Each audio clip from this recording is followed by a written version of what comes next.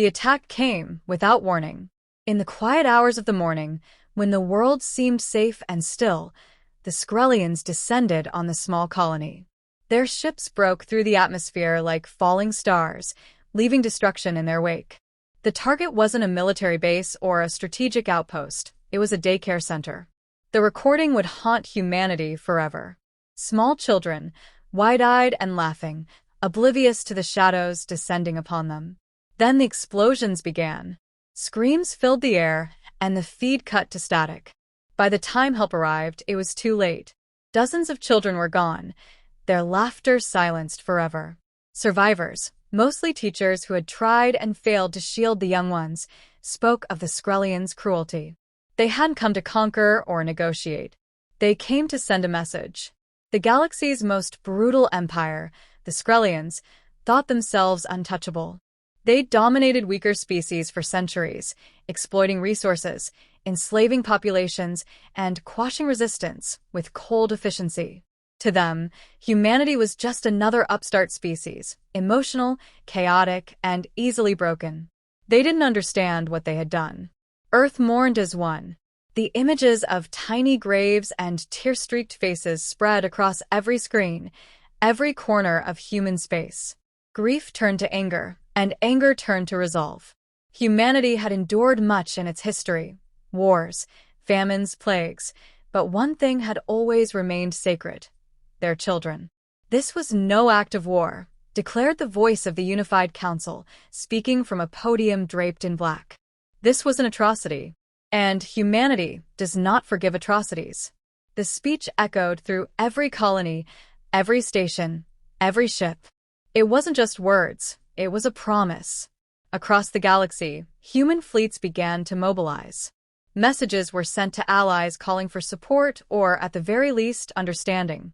Most species remained silent, unwilling to risk the wrath of the Skrellians. But humanity didn't care. This wasn't about diplomacy or alliances. This was about justice. The Skrellians, arrogant in their dominance, dismissed the warnings. Their leaders laughed at humanity's fury, calling it the tantrum of a lesser species. They saw the tears and the speeches and mistook them for weakness. They didn't realize what they were awakening. Human history is littered with stories of vengeance, of impossible victories won against insurmountable odds. From ancient warriors to spacefaring soldiers, humanity had always fought hardest when their backs were against the wall. And this wasn't just a fight, it was personal. The final message to the Skrellians was simple: you hurt our children. Now we will hurt your entire species. It wasn't shouted or delivered with anger. It was cold, precise, and final. A promise that the galaxy would soon learn the cost of underestimating humanity. As the fleets departed Earth, there was no cheering, no celebration. This wasn't a mission of glory. It was a reckoning. The silence was deafening, a collective understanding that the universe had crossed a line it should never have dared approach. The first strike was surgical, a precise and devastating blow to the Skrellian Empire's sense of invincibility. Humanity's fleets emerged from hyperspace with pinpoint accuracy, appearing over critical Skrellian military hubs and industrial centers. Before the enemy could react, humanity's weapons disabled communications and power grids with a series of well-placed EMP bursts. These weren't blind acts of destruction. They were calculated to sow chaos and cripple infrastructure without causing unnecessary civilian casualties. The Skrellians scrambled to respond, their fleets launching from planetary strongholds to engage what they assumed would be an unorganized assault. But they were wrong. Humanity's fleets moved with precision, each action coordinated by advanced AI systems and strategic planning honed over months of preparation. The Skrellians expected a chaotic enemy, but what they encountered was an unyielding force that struck with terrifying efficiency. Humanity's ships were smaller but faster, their weaponry designed to outmaneuver the brute strength of Skrellian dreadnoughts. Railguns and particle beams tore through enemy hulls with deadly accuracy, while drones swarmed like angry hornets, overwhelming larger ships.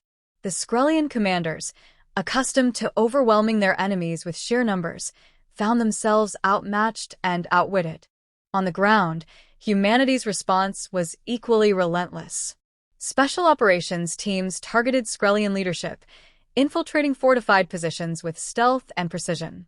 These weren't indiscriminate attacks, they were deliberate acts of retribution. Every strike was a message. Those who had orchestrated the attack on humanity's children would pay the ultimate price. As the conflict raged, the psychological toll began to weigh heavily on the Skrellians. Humanity broadcast messages across occupied territories, recounting the horrors of the daycare massacre and the faces of the children lost. These broadcasts weren't just for propaganda, they were a reminder of why humanity fought. Soldiers who might have hesitated felt their resolve harden, their anger renewed by the images of innocent lives taken too soon. The Skrellians attempted to rally, sending their most feared fleets to confront humanity's forces. But for every countermeasure they deployed, humanity had already anticipated the move. Traps were set, ambushes sprung, and Skrellian forces found themselves cut off and surrounded. Their arrogance, which had served them so well in subjugating other species, became their greatest weakness. In one of the most critical battles, humanity's fleets encircled a Skrellian armada defending a core world.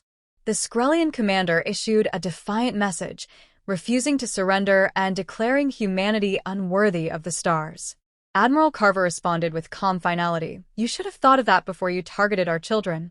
The battle ended swiftly, humanity's forces dismantling the enemy with ruthless precision. By the time the Skrellians began to understand the scale of their mistake, it was too late. Humanity had struck not just at their military strength, but at the core of their empire's identity.